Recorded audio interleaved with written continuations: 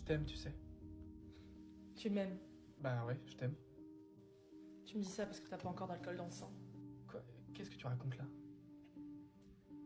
Tu vois, c'est drôle car l'autre jour, j'ai lu un article qui expliquait les différents signes qui montrent quand on est amoureux.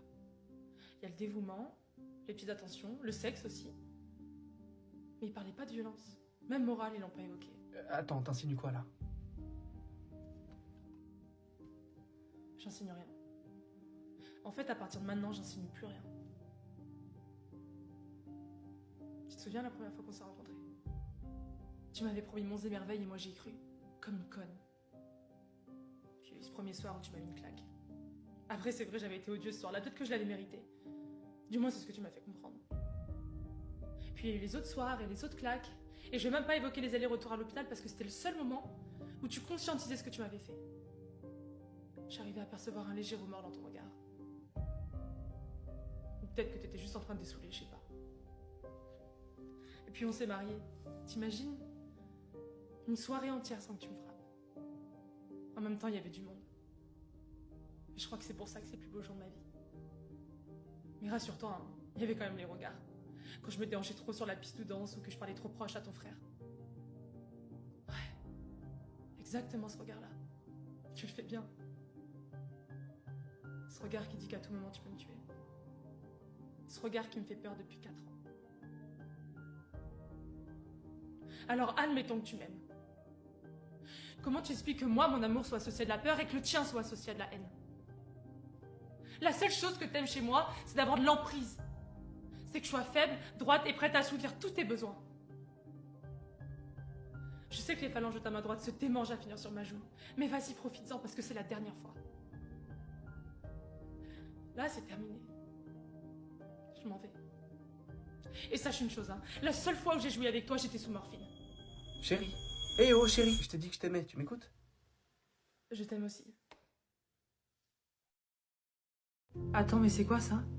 T'es enceinte? J'ai avorté. Non. Non, t'as pas fait ça. Putain, j'y crois pas, Caroline, mais qu'est-ce qui t'a pris pour faire une chose aussi horrible, sérieux? Je n'ai pas trouvé de meilleure solution, maman. Mais s'il y avait d'autres solutions, t'aurais pu prendre tes responsabilités de femme, assumer, garder ce bébé. Et ma responsabilité de femme aussi, c'est de réaliser que j'aurais pas pu lui offrir la vie qu'il méritait. Tu voulais quoi? Tu voulais qu'il ait un père absent, ignorant, une mère jeune, complètement déboussolée, sans situation financière, qui découvre encore la vie? Tu crois vraiment qu'il méritait ça?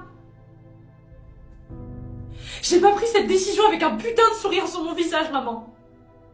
J'ai passé mes jours et mes nuits recroquevillées sur mon lit, à chialer, à me bouffer les ongles d'angoisse et à cogiter sur la situation.